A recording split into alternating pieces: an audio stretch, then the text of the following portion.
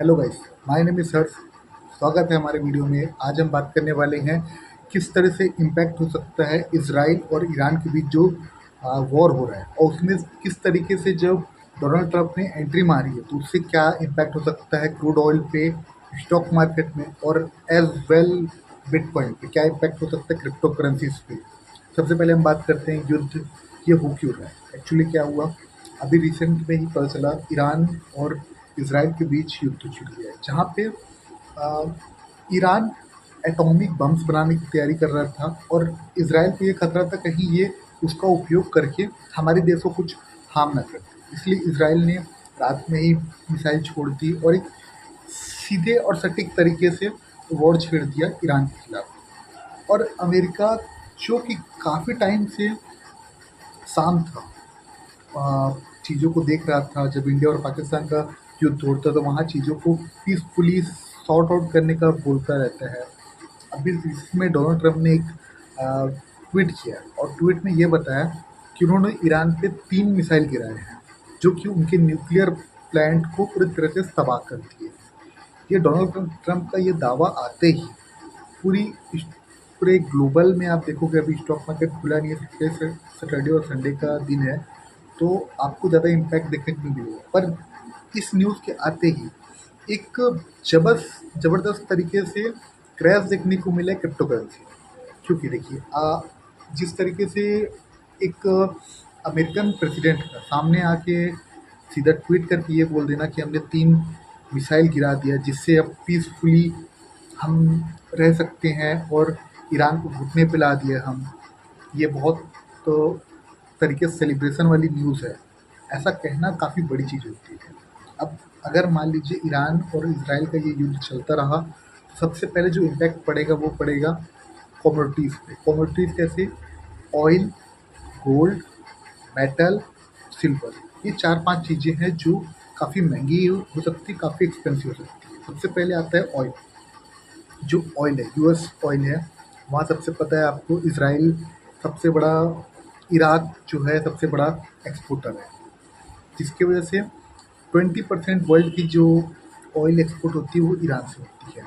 अगर इस तरीके से वॉर किसी से चलती है तो ऑयल प्राइसेस में काफ़ी हाइक देखने को मिलेगी। जैसे जिस दिन वॉर की न्यूज़ आई थी उसके नेक्स्ट डे ही आप देखोगे ऑयल्स में 10% का एक हाइक मिला था, जो कि और कंटिन्यू हो सकती है। और अगर मान लीजिए ये चीज़ कंटिन्यू होती है तो कमोडिटीज़ में एक ट्रेडिंग वॉल्यूम बढ़ेगा। इन्वेस्टर्स कमोडिटीज़ में अपना पैसा लगाना चालू कर देंगे। वो स्टॉक मार्केट से पैसा निकालेंगे, क्रिप्टो से निकालेंगे, फॉरेक्स से भी निकाल सकते हैं, और वो सब डालेंगे किसमें? कमोडिटीज़ में। इसके साथ-साथ जब अभी टेंस वाली ऐसी वॉर की सिचुएशन बढ़ती है तो गोल्ड में भी एक पॉजिटिव इम्पैक्ट पड़ता है, गोल्ड भी काफ़ी भागता है। आपने रिसेंट में देखा होगा, कोरोना के टाइम था, उस समय भी गोल्ड काफ़ी हाइक दिया। इंडिया और पाकिस्तान का वॉर जब हो रहा था, यहाँ पे लड़ाई छिड़ी थी, तो भी एक गोल्ड ने पॉजिटिव इम्पैक्ट दिया। जितना भी आप देखोगे, जब रसिया ने अटैक किया था यूक्रेन पे, तब भी काफ़ी एक बड़ा रैली आई थी गोल्ड में, तो अभी गोल्ड के प्राइजेस शूट अप हो सकते हैं। इसके साथ साथ कोई भी वॉर सिनेरियो होता है वहाँ पे किसी भी कंट्री को बेनिफिट नहीं होता है। तो अगर आप देखोगे तो जिस तरीके से अमेरिका ने ये बयान दिया है, अमेरिका की स्टॉक मार्केट मंडे खुलते ही काफ़ी एक बड़ा करेक्शन दे सकता है। वहाँ के जो मेटल्स के सेक्टर है वो थोड़ा-सा उछाल मार सकते हैं। और अगर ग्लोबल सिनेरियो के हिसाब से अगर यूएस मार्केट थोड़ा करेक्शन दे तो हमारे इंडिया के मार्केट में भी करेक्शन हम एक्सपेक्ट कर सकते हैं।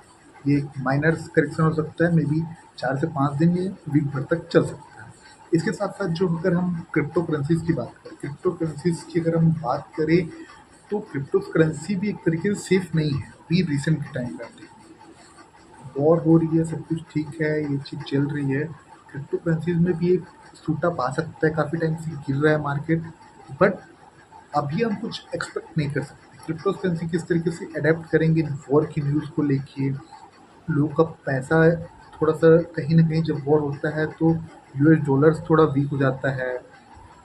वॉर में अगर मान लीजिए यूएस कहीं पे अपना इम्पैक्ट डाल रहा है तो कहीं न कहीं इन्वेस्टर के अंदर ये आता है कि अगर यूएस इन्वॉल्व हो रहा है तो कुछ न कुछ इकोनॉमिकली बैड हो सकता है, तो अपना पैसा सेफर एसेट्स में डालते हैं। लाइक गोल्ड में डालते हैं या फिर बॉन्ड्स में डालते हैं, और क्रिप्टो करेंसी भी काफ़ी टाइम से बूम कर रहा है, तो मे बी इसमें थोड़ा सा पंप अप मिल सकता है क्रिप्टो करेंसी में। बट ओवरऑल अभी सिनेरियो देखेंगे हम क्रिप्टो मार्केट का, तो एक नेगेटिव सिनेरियो है। तो आपको यहाँ क्या करना चाहिए, आपको यहाँ से ये करना चाहिए कि आप एक लेवल मार्क करो, ऐसा कुछ लेवल जिसमें सपोर्ट लेवल हो, जहाँ पे गोल्ड, क्रूड ऑयल या मेटल स्टॉक सपोर्ट ले, वहाँ पे आप एक बाइंग अपॉर्चुनिटी देख सकते हो, छोटा सा स्टॉप लॉस लेके एक बड़ा टारगेट देख सकते हो।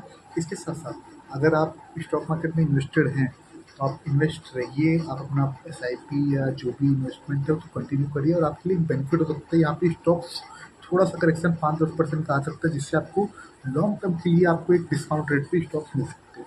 और अगर आप एक ट्रेडर हैं, तो आप अपनी स्ट्रेटजी फॉलो कर लिए, 1:2 1:3 का रिस्क रिवॉर्ड फॉलो कर लीजिए और एक बेनिफिट उठाइए इस ट्रेंड का।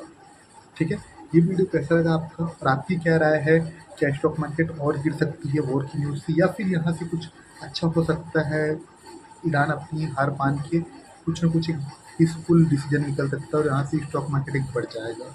आपको क्या लगता है, और कौन से एसेट्स में आप ट्रेड करना चाहोगे इस वॉर के टाइम पे, आप मुझे कमेंट करें।